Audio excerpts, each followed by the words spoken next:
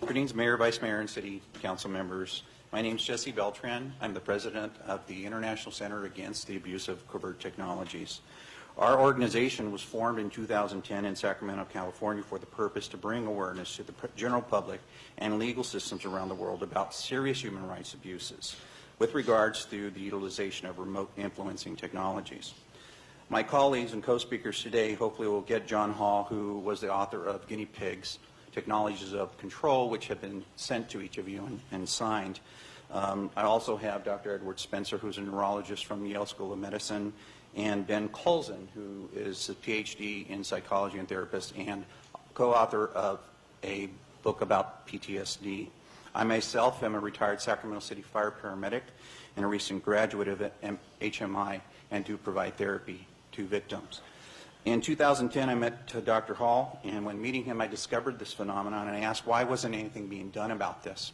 He said it's because of the symptomology. If everyone went through traditional medicine and complained about what they were experiencing, they would be railroaded into the mental health institutions.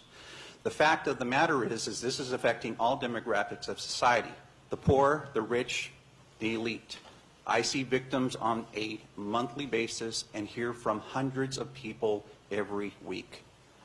I currently have over 23,000 correspondents from victims not only within here in the United States, but around the world. What we have discovered is that there are hot pockets within the United States where there are victims that are being exposed to these type of technologies, and as our speakers continue to speak, they will explain to you how that has developed. Currently, the hotspots are New York, Florida, Chicago, Texas, and California. Unfortunately, in California, the East Bay has the highest amounts of victims that we have collected on our database within our study within our organization. This is why we are currently here today. Your time has expired, sir. Okay, thank you. Dr. John Hall.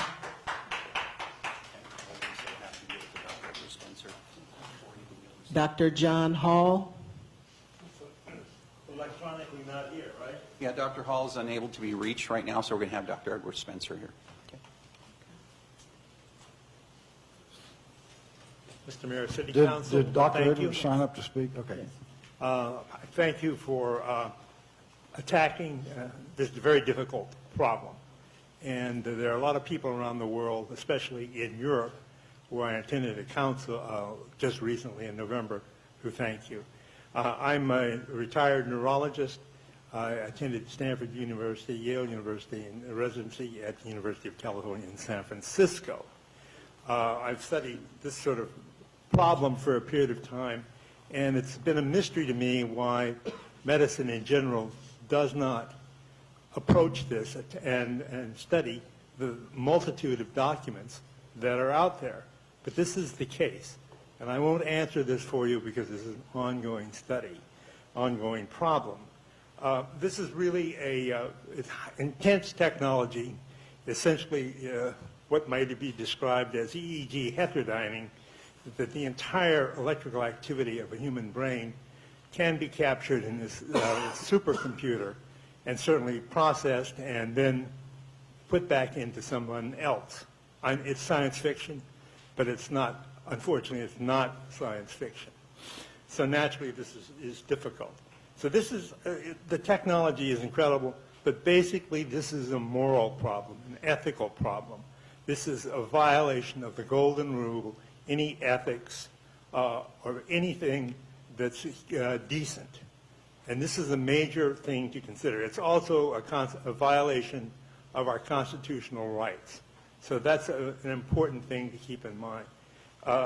And to bring it back down to Richmond, I know there are a lot of targeted individuals here, and the police encounter them and attempt to understand this and help them.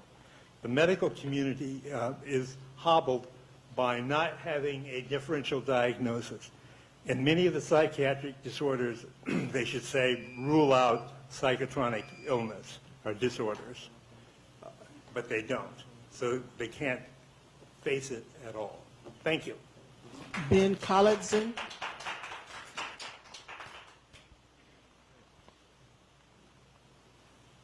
Thank you all. Okay, 2 minutes. All right, let's go.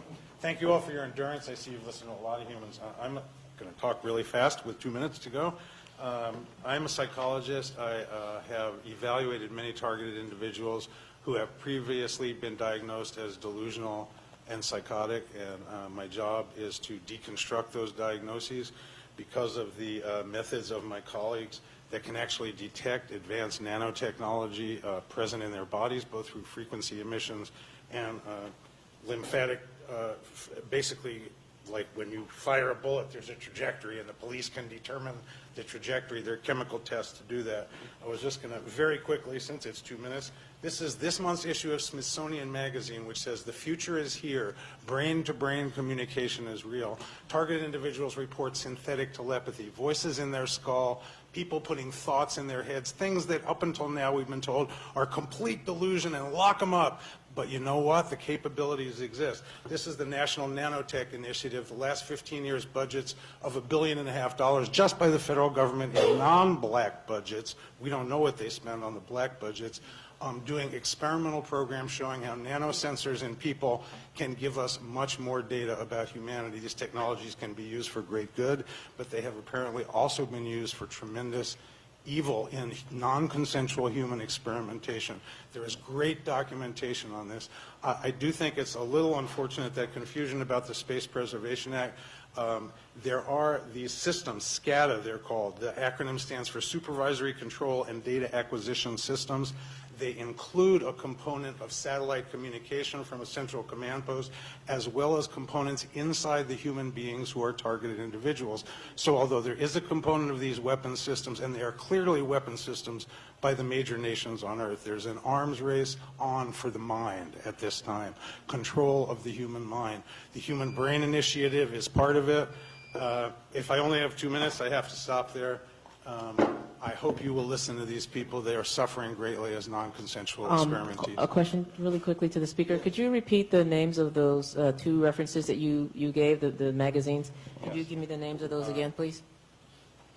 The first one, the current issue of the Smithsonian Magazine, the mainstream magazine, which in this month's issue says communicating brain to brain, and this is merely what they are releasing publicly. The majority of the most advanced weapon systems are classified, and we don't know the full capabilities.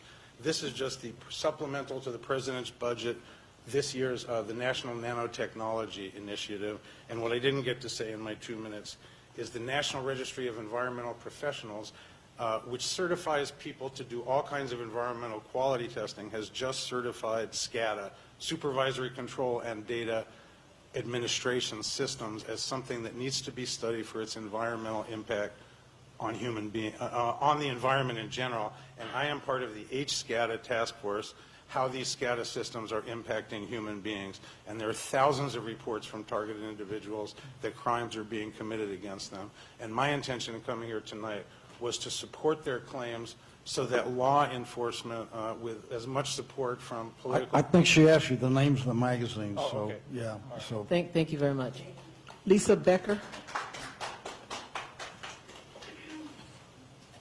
Hi, good evening. My name is Lisa Becker, and I came here from Racine, Wisconsin. I've been a victim of this technology for 14 years.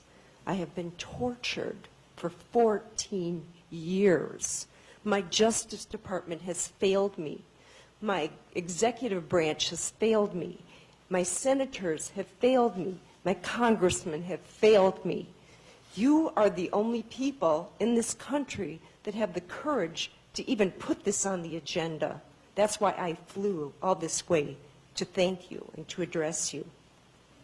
This is torture, and it is enslavement. And any one of these people can tell you the same thing.